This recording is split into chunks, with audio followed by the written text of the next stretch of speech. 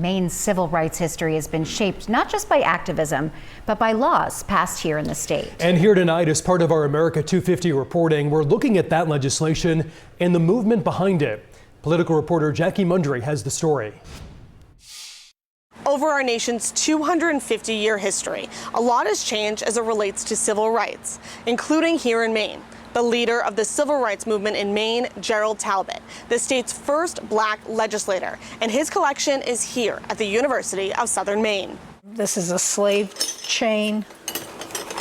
At the Jean Byers Sampson Center for Diversity, you can find a lot of history.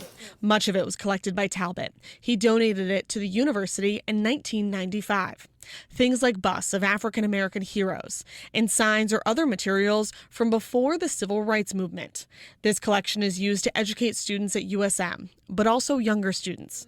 Susie Bach from the Glickman Library says recently students from King Middle School in Portland visited, and one student was shocked to see a photo of a Ku Klux Klan march in Lincoln, Maine. She goes, but this is the North. We're not prejudiced. And I said, yeah, we were. And you could, just the wonderment on her face that seeing objects and seeing these artifacts of past times opened up a whole new world for her.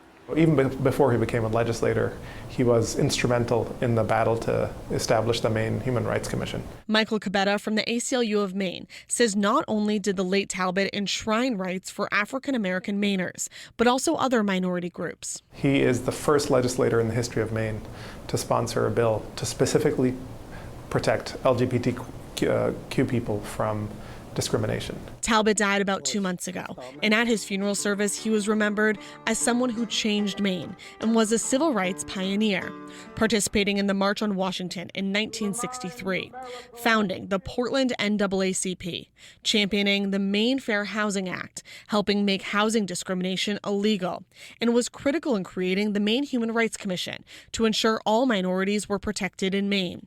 Talbot's daughter, current state senator Rachel Talbot Ross, was the first black speaker of the Maine House. He believed history, though, should belong to everyone, which is why donating his collection to a public institution meant so very much to him. He wanted future generations to learn, to ask questions, and to understand that black history is Maine history, and Maine history is American history. Cabetta says Maine lawmakers are still building off of Talbot's wins, including the controversial passage of a bill that will no longer allow local law enforcement agencies to work with federal immigration officers on immigration-related issues. He says there is still work to be done on things like tribal issues.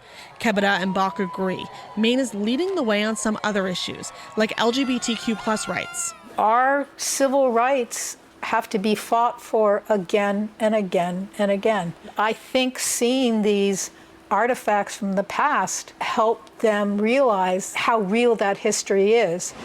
Not only are these artifacts available on campus, but there's also a digital library you can find on the University of Southern Maine's website. In Portland, I'm Jackie Mundry for Maine's Total Coverage.